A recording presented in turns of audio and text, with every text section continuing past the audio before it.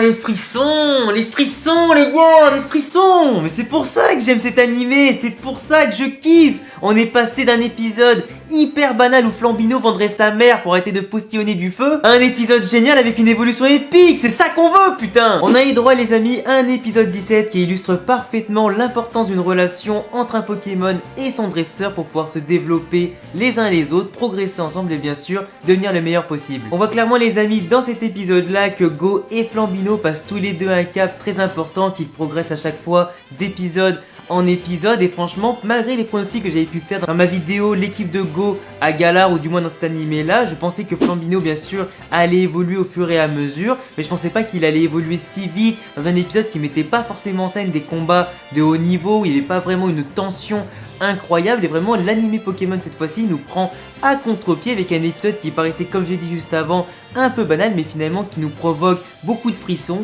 beaucoup d'émotions et bien sûr beaucoup de joie à voir le petit Flambino devenir de plus en plus fort, comprendre comment il doit se battre, savoir aussi comment il doit se battre avec son dresseur pour atteindre un niveau bien supérieur. Cette évolution les amis elle est beaucoup plus symbolique par rapport au fait qu'elle est venue récompenser un dépassement de soi, une union qui est enfin faite entre un dresseur et son Pokémon qui ne faisait qu'un pendant le combat. Bien sûr aussi elle est venue faire récompenser le petit Flambino qui a donné toute sa personne durant l'épisode pour maîtriser une nouvelle attaque et surtout maîtriser son propre corps, sa puissance et tout ça. Elle est venue récompenser en tout cas l'abnégation d'un beau duo. Par contre on va pas se mentir, autant Flambino il est tout mignon, autant la grande évolution Pyrobut il est hyper stylé, hyper charismatique, autant la Pyro on dirait simplement les mecs que tu croises au collège ou au lycée en survêt dans un coin et qui faisaient les thugs. Après je sais pas si ça vous a provoqué la même chose quand il a terminé d'évoluer, qu'il a terminé le combat contre la Team Rocket et qu'il a pas voulu checker Go avant de partir comme un petit thug. Ça m'a fait exactement la même impression quand Salamèche à l'époque avait évolué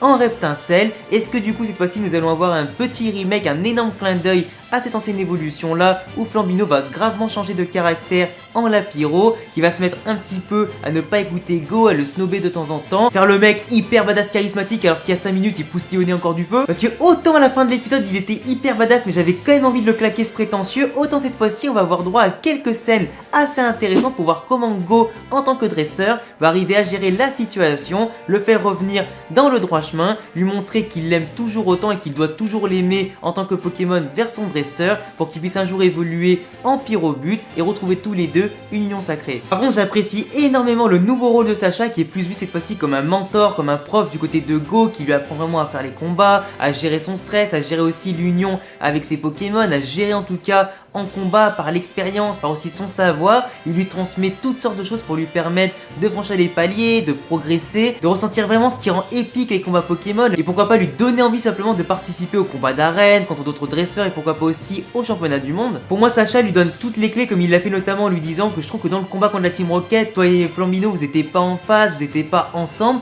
d'où le fait qu'il a perdu, qu'il a pas voulu l'écouter. C'est du coup un conseil qu'il a écouté à la fin de l'épisode qui a donc été réglé durant le combat contre la Team Rocket une deuxième fois. Mais on voit clairement une sorte de passation de pouvoir entre Sacha qui transmet son savoir et tout ce qu'il sait à Go et du moins qui lui transmet son envie de combattre. Pourquoi pas à l'avenir avoir un Sacha qui prendra entre guillemets sa retraite et Go qui prendra le flambeau. Après l'épisode dans sa globalité, il était quand même plutôt banal. Tu vois le pauvre petit Flambino qui a galéré tout l'épisode à s'entraîner, à vouloir faire en tout cas l'attaque Flamèche qui est pourtant l'attaque de base de tous les Pokémon de type feu. Le gros Darumacho qui pourtant a l'air hyper balèze et vraiment il a l'air impressionnant. S'est foutu de sa gueule durant tout l'épisode. Ça donnait du coup un côté humoristique à la situation. Et quand tu vois que le petit Flambino il se met à bouder, qui part en courant partout, il s'entraîne à fond et dès qu'il arrive à faire un petit progrès, il veut montrer ça à tout le monde comme un enfant qui a enfin réussi à faire quelque chose pour ses parents et tout ça. Finalement tout le monde s'en battait les reins. Ça m'a rappelé l'épisode où il voulait se faire capturer par Go ou se faire remarquer. C'était exactement pareil, personne ne l'a calculé, j'ai trouvé ça vraiment très drôle. En plus cet animé, en plus de nous faire découvrir de nouveaux Pokémon et tout ça, il nous montre vraiment leur façon de progresser, de s'élever eux-mêmes et de grandir.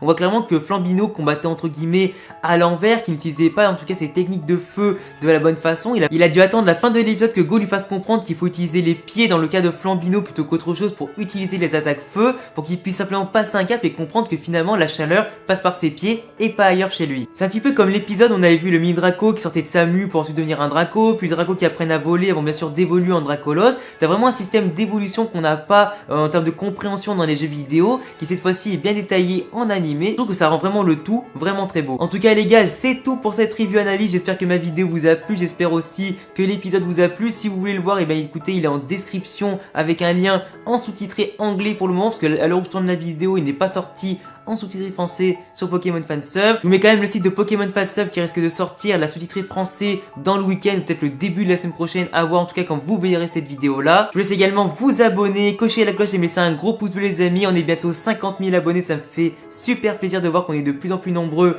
sur la chaîne. Rejoins-moi sur Insta et Twitter, à tous les liens en description. À bientôt les gars pour une prochaine vidéo, ciao. Ensemble pour toujours, et même